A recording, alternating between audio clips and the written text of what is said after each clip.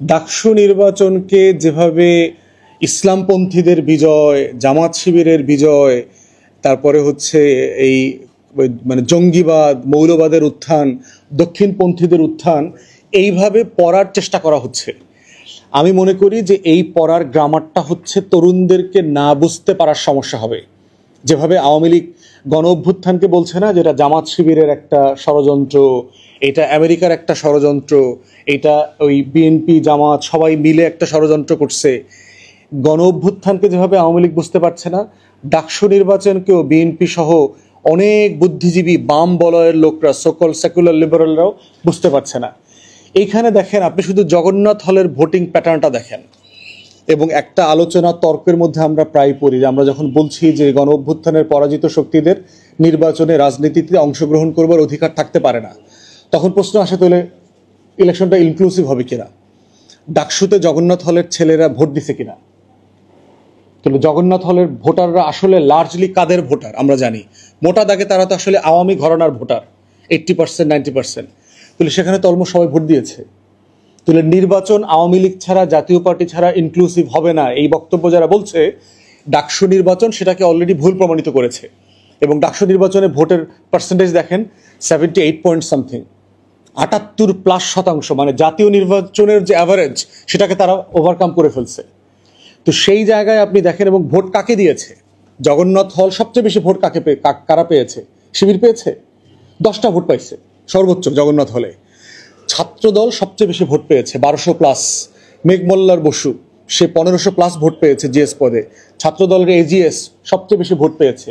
তাহলে এই যে অনেক রাজনৈতিক নেতা এই ডাকসু নির্বাচনকে জামাত শিবিরের আতাত, ছাত্রলীগের ভোটে জিতছে এই কথা বলার চেষ্টা করতেছে, সেটা তো জগন্নাথ হলের ভোটের গ্রামারটা পড়লেই বোঝা যাচ্ছে যে এটা আসলে ওই গ্রামারের মধ্যে পড়ে না। বরং জগন্নাথ হল প্রমাণ করেছে যে আওয়ামী লীগ ছাড়া নির্বাচন সম্ভব। জগন্নাথ হল প্রমাণ করেছে আওয়ামী লীগ জাতীয় পার্টি ছাড়াও ইনক্লুসিভ নির্বাচন হতে পারে। জগন্নাথ হল প্রমাণ করেছে আওয়ামী লীগের বাইরে নির্বাচন দেওয়ার মতো দল, প্রার্থী এই দেশে এখনো আছে, এবং তারা জামাত শিবিরে ভোট দেবে না। অতএব এখানে অনেকগুলো অনুসিদ্ধান্ত জগন্নাথ হলকে দিয়ে আমরা পেয়ে গেছি। অতএব সেই জায়গাতে ছাত্রলীগের সাথে আতাত করে ভোট পেয়েছে জামাত শিবিরের প্যানেল, এইটা খুবই একটা রং রিডিং হবে। এবং এতে যেটা হবে, এই দলগুলো ছাত্র সমাজ থেকে আরো বেশি বিচ্ছিন্ন হয়ে যাবে। কারণ ছাত্রছাত্রীদের ইন্টারভিউ দেখেন, আমি দেখলাম আপনার টি শার্ট পরা, শার্ট পরা মেয়ে, জিন্স পরা মেয়ে সাদেক কায়েমকে ভোট দিচ্ছে। এখন এইটা তো জামাত শিবিরের সাথে তো এটা যায় না, তো তাকে ভোট দিয়েছে কেন?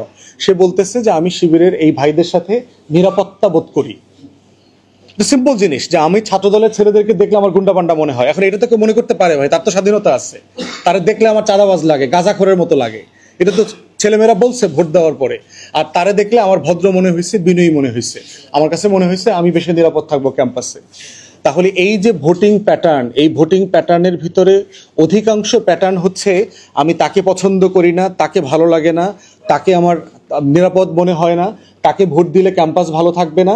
অতএব এই যে নেগেট করছে, আমি তাকে দিব না, তাকে দিব না, তাকে দিব না, এই দিব না ভোটগুলো দিন শেষে গিয়ে শিবিরের প্যানেলে জমা হয়েছে। অতএব এই ভোট কিন্তু শিবিরের না। শিবিরকেও মাথায় রাখতে হবে যে ভাই এত খুশি হওয়ার কিছু নাই, দেশে ইসলাম বিজয় হয় নাই, আপনারা দিল্লি উদ্ধার করে ফেলাইছেন, বাংলাদেশ বিজয় করে ফেলছেন, এটা মনে করার কোনো কারণ নাই। এইটা একটা বড় মানে একটা ট্যাকটিক্যাল ভোটিং বলে আর কি, যে আমি সিম্পলি আমার চয়েসে আর কাউকে ফিটিং করতে পারতেছি না।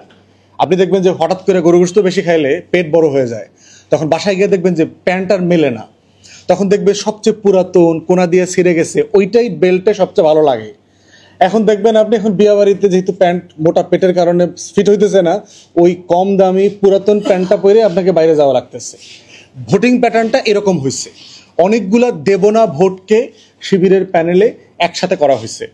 এরপরে দেখেন প্রোপাগান্ডা, এন্টি শিবির প্রোপাগান্ডা করে যেটা করা হয়েছে, ট্যাগ করা পাকিস্তানি, দেখবেন আপনারা স্লোগান দিচ্ছে ক্যাম্পাসে যে আমি জানি তুমি জানো সাদেক কায়েম পাকিস্তানি। এবং বড় যেটা হবে, এই প্রত্যেকটা ছাত্র সংসদ নির্বাচনের মধ্য দিয়ে নতুন করে হাজার হাজার রাজনৈতিক নেতাকর্মী তৈরি হচ্ছে। জিতছে ধরেন 28 জন, অথবা হলগুলো ধরলে 150-200 ছেলে মেয়ে জিতছে।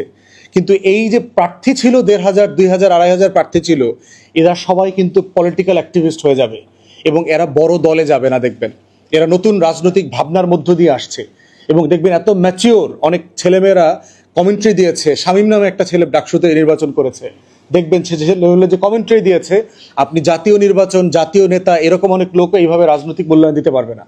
তো আমরা বোধ করছি যে ডাকসুর নির্বাচন ফেয়ার হয়েছে, এটা আমাদের কনক্লুশন। এখানে কোনো ইসলামপন্থীর বিজয় হয় নাই। এটার মধ্য দিয়ে জামাত শিবির আগামী দিনে অনেক বড় দেশে ইসলাম কায়েম করে ফেলবে, এটারও কোনো সম্ভাবনা আমি দেখতে পাচ্ছি না। বাংলাদেশে এটার মাধ্যমে দক্ষিণপন্থী, মৌলবাদ, জঙ্গি কারো কোনো উত্থান হয় নাই। এটা যেটা হয়েছে, চলমান রাজনৈতিক কালচার ফেল করছে।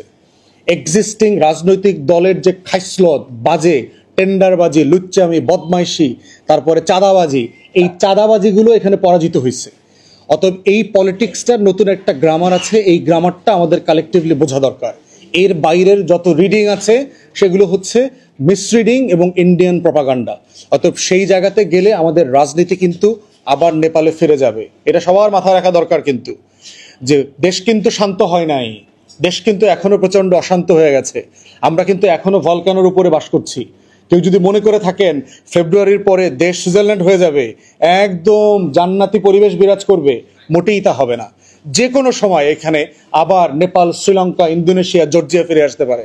অতএব সকল রাজনৈতিক দলকে মাথায় রাখতে হবে। কিন্তু তরুণরা পলিটিক্যালি অনেক কনসাস, প্রচন্ড রকম প্রিপেয়ার্ড রাস্তায় নেমে আসার জন্য। এবং এই তাদের খাইসলতকে যদি আপনারা ট্যাগ দেন, পাকিস্তানি বানান, মৌলবাদী বানান, এই রাজনীতি পরাজিত হয়ে গেছে, এটা জিতবে না। তাই আমরা যেন এই রাজনীতিটাকে নতুন করে পড়ি, তরুণদের আকাঙ্ক্ষাকে তার জায়গা থেকে বুঝি এবং সম্মান করি। তাদের আকাঙ্ক্ষাকে অসম্মান করলে আমরা সবাই কালেকটিভলি হেরে যাব। সংখ্যাটা কিন্তু হিউজ, যারা কখনো ভোট দেয় নেই, 6 কোটির মতো কাছাকাছি, যাদের বয়স 35-40, জীবনে কখনো ভোট দেয় নেই। তার এই আকাঙ্ক্ষাকে আমাদের সবাইকে সম্মান করতে হবে।